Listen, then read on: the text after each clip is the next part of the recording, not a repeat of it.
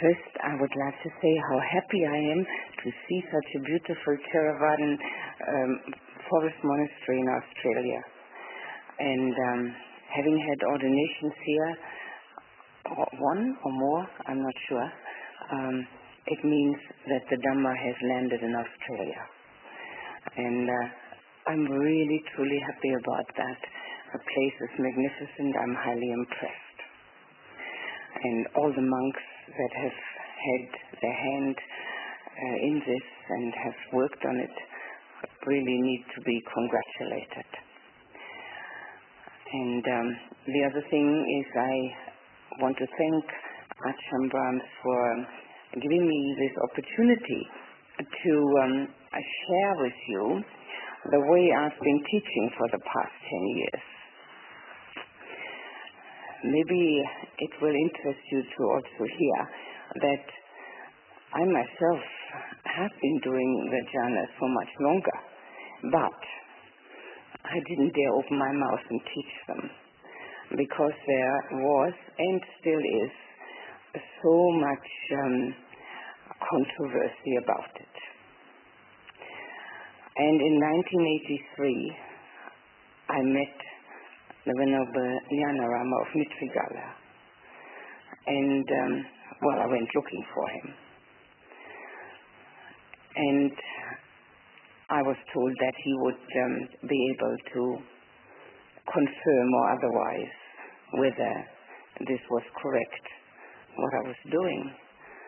Because obviously I didn't have a teacher to teach me. There wasn't anybody around that was teaching the jhanas.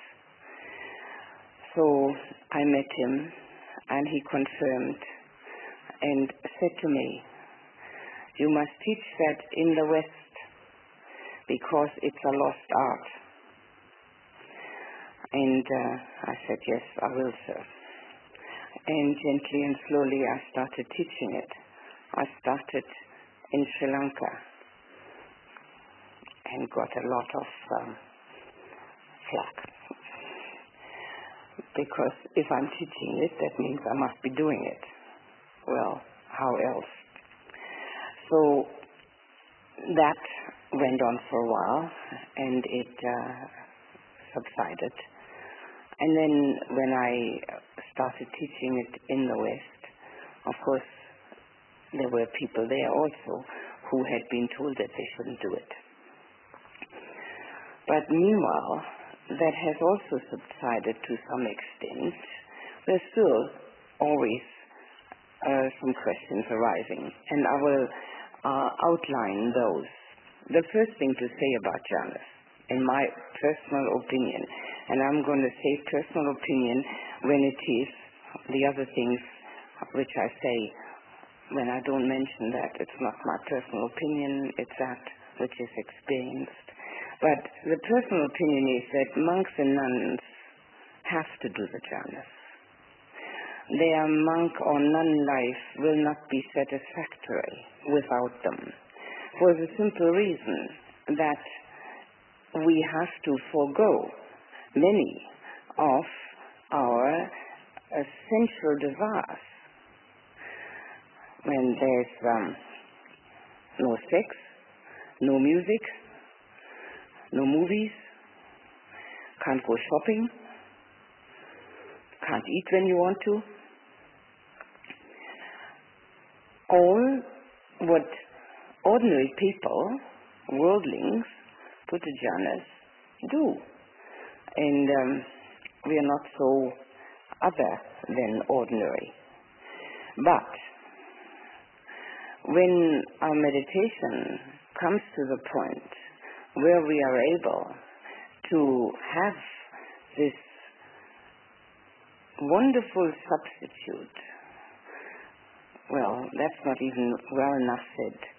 When we have the ability to gain happiness and peace within without sensual contact, then we have not only a substitute, but something far greater than we could get through our sense contacts. And I again believe, personal view, that when Westerners disrobe, it's because the meditation didn't come together. And we do have that happen not so infrequently on both sides, the male and the female side. It's not a great tragedy in our society, but if the meditation had come together, it couldn't have happened. Because now, for instance, in this place, everything is geared towards meditating. There's absolute quiet. There are kutis. There's a beautiful sala. And the whole thing is set up so that one can actually do it and benefit from it.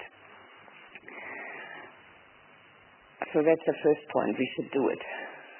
The second point is, in the Majjhima Nikaya, number 68, the Buddha says about the jhanas, this is a pleasure I will allow myself.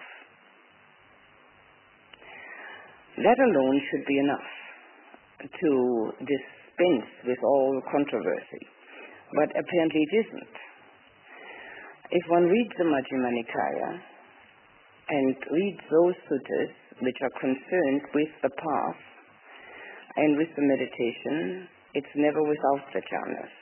We all know that he learned them first and then realized that there has to be something beyond that, which means the jhanas are the means.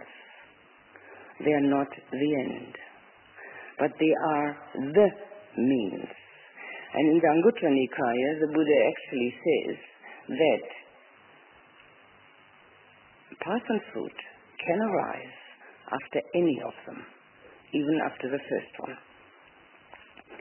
We also know that when he sat under the famous Bodhi tree in what's today Bodh Gaya, he went to the 8th jhana, back down to the 1st, at the time that enlightenment occurred, and then formulated the Four Noble Truths, his enlightenment statement.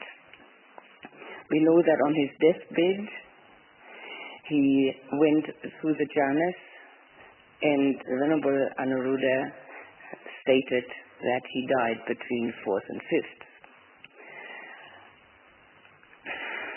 I usually say what's good enough for the Buddha should be good enough for us. And it's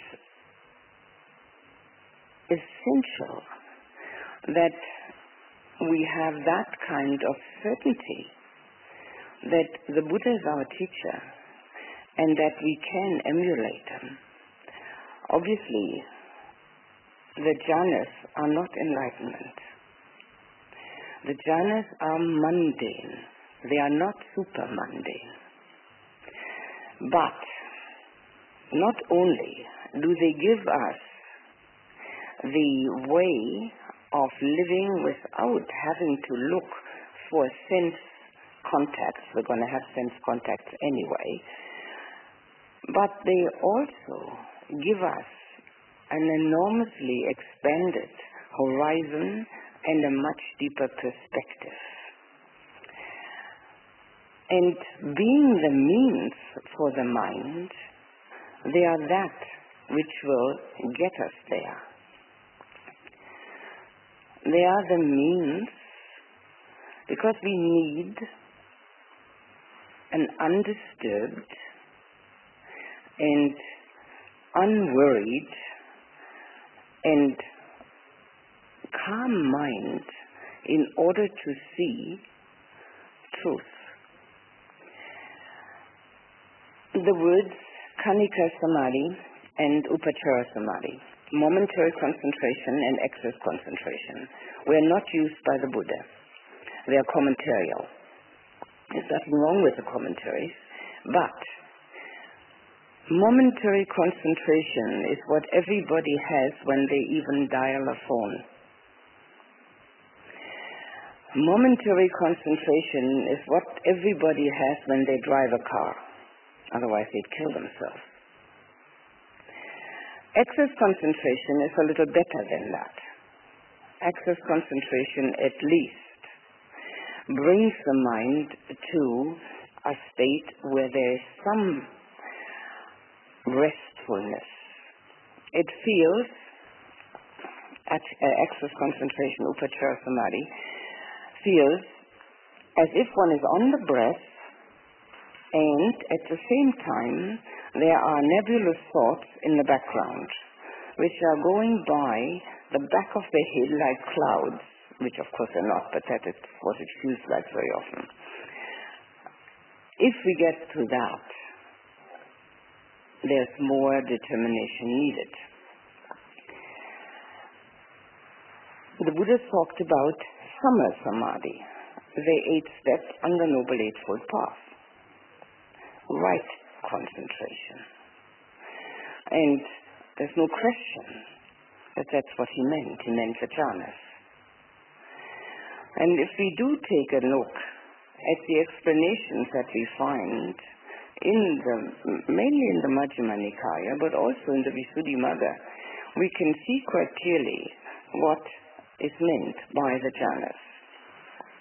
Now, in the Visuddhimagga, there's a very curious thing. Many curious things, but one is particularly curious. 1/3 of the whole Visuddhimagga deals with the jhanas. And then there is mentioned in it the 10 corruptions of insight. And they have been misconstrued to mean that one shouldn't do the jhanas. The 10 corruptions of insight contain 4 of the factors which constitute the 7 factors of enlightenment. Now, when we have a look at those 10 corruptions of insight, we need to have a very good look at the fact that they contain piti, which is translated as rapture. Delight would be just as well. It contains the pasadi, which is tranquility, and it contains upekkha, equanimity, and it contains energy, which are 4 of the 7 factors of enlightenment. So what has happened with those, which is another argument which is constantly being bandied about, the 10 corruptions of insight, what has happened with those is they've been misunderstood. One has, so to say, tossed out the baby with the bathwater. One doesn't do the jhanas because one could get attached to them. That's another one of the 10, attachment. Well, if anybody ever comes up with that argument, it's certainly better than being attached to sensual desires. If one has to have attachments, and we're going to have attachments until we're enlightened. Nibbana is non-clinging. So that's one thing about them. But the other thing about these 10 corruptions of insight is the fact that they are part and parcel of the path. The only thing that one is warned about is that one shouldn't think one is at the end of the path. I've been teaching the jhanas for 10 years, 11 now. I've been teaching for 19 years. I have yet to meet a Westerner who has become convinced that because of doing the jhanas, he or she is enlightened. I haven't met anyone. Or he or she is cleverer than the teacher. Nothing at all. What the jhanas actually constitute are the natural way the mind goes. Meditation is science of mind. And science has to be repeatable and has to be open to everyone. And it also has to be explainable. Otherwise it's not science. The Buddha explained it. He showed how to repeat it. He taught it so that everybody could do it. Amongst my students, many can do it. I can't give any numbers. I don't count them, so I don't know. But many can, particularly the first 3. every human mind is geared to go in that direction.